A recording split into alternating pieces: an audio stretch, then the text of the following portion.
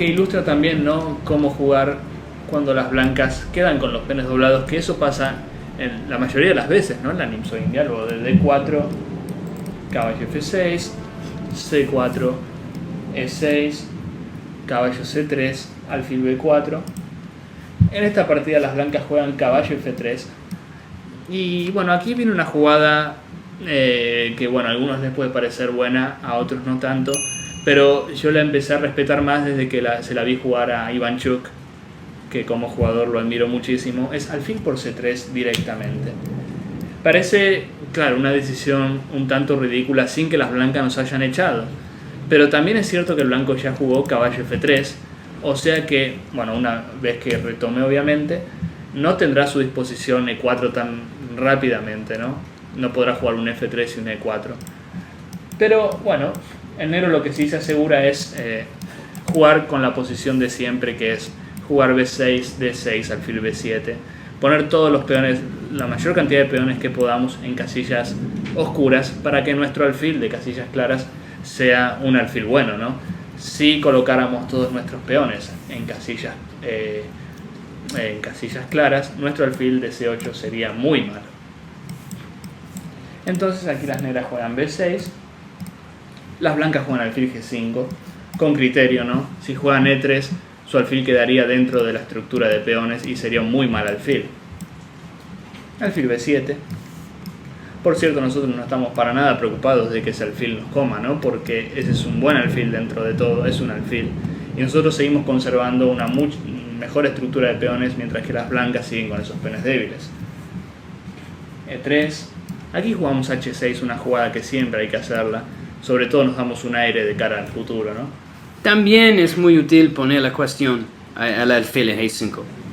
Y también un G5 nuestro será útil en el futuro. Exacto, cuando si mueve atrás, podemos jugar G5 inmediatamente allá. Aquí las negras juegan D6 primero, para caballo BD7 y dama E7, que son jugadas estándar. De hecho, el blanco no puede parar G5, ¿no? Esta línea para las negras tiene una fundación muy fuerte en su posición, porque está poniendo todas sus peones en casillas oscuras, mientras que tiene el alfil en B7 en las casillas claras, así. Así es. Luego de D6 el blanco juega alfil D3, muy sólido. Probablemente quiere jugar E4 algún día. Aquí las negras juegan G5. Tiene mucho sentido jugar G5 acá porque sería medio complicado si las blancas pueden jugar E4 y expansionar así. Correcto, luego de alfil G3 jugamos caballo BD7. Aquí las blancas se enrocan corto. Quizás sea una empresa arriesgada enrocarse corto, pero enrocarse largo no creo que sea mucho mejor, ¿no? Con todos los peones débiles en ese sector. Aquí jugamos dama E7. Fíjense cómo las negras quizás no se molestan mucho, ¿no? Es que en realidad hacen jugadas muy lógicas y muy buenas, pero que realmente son fáciles de descubrir, ¿no? A mí que me gusta sobre ese ejemplo es que las negras no se están cometiendo sobre ningún lado todavía. Están más enfocados en el desarrollo porque el centro está cerrado, así que las blancas no pueden tomar ventaja del hecho que el rey negro está en E8 más. Así es. Luego de dama E7 las blancas juegan caballo D2. Seguramente quiere jugar E4, pero aquí nosotros ya tomamos la iniciativa con H5. Y fíjense cómo nuestros peones son amenazantes, ¿no? Y nuestro rey paradójicamente está mucho más seguro en E8 que el rey blanco en G1. Aquí las blancas juegan H4. Parece la mejor manera de evitar el avance de los peones. Y las negras juegan torre G8. De esta manera garantizamos que la columna G va a quedar abierta.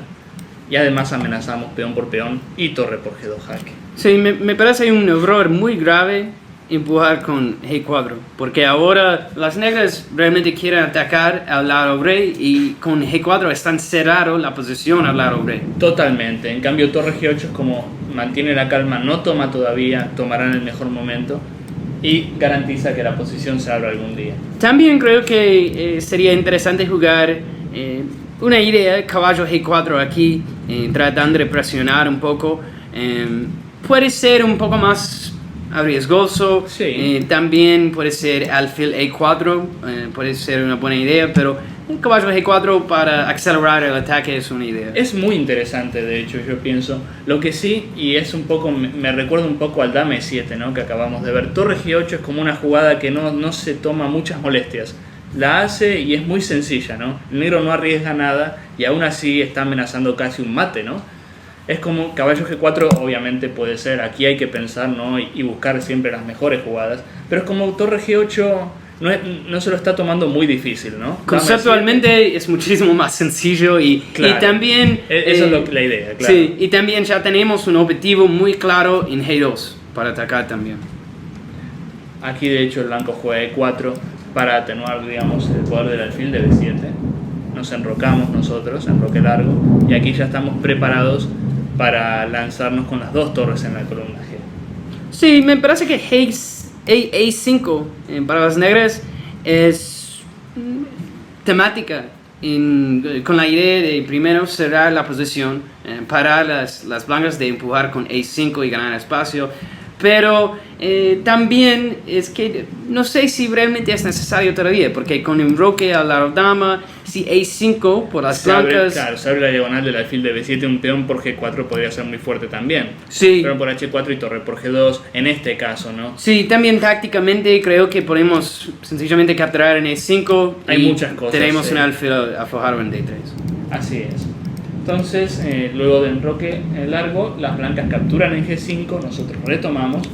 Fíjense como en la columna G ya tenemos una iniciativa muy fuerte. Aquí las blancas juegan caballo F3, torre G4 interesante.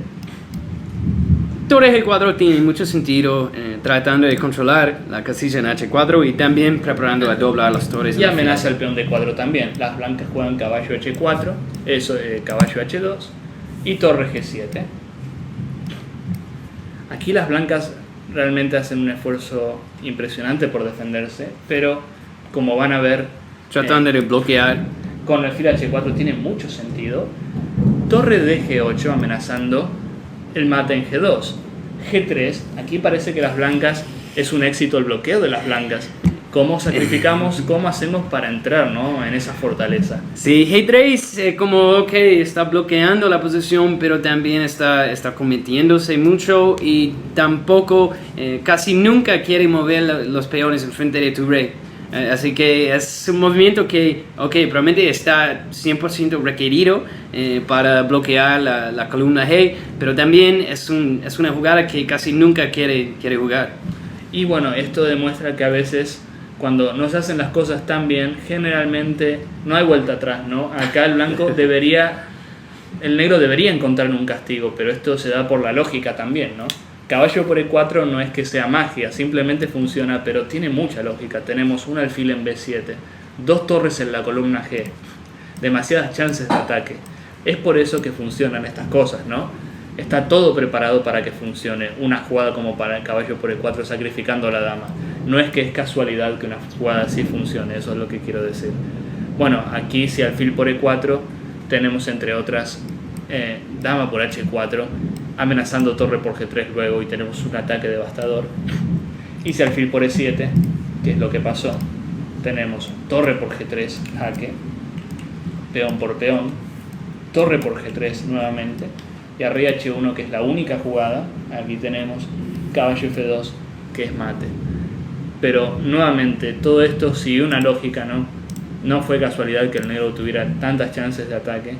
Y lo que hay que destacar, así como el primer ejemplo que vimos con el dama E8, tomárselo con calma, no comer el mejor alfil, en esta línea también el negro jugó dama E7 primero, torre G8, jugadas muy simples, no difíciles de encontrar, pero siguiendo un plan en común, ¿no? Y bueno, con mucho éxito como se pudo apreciar.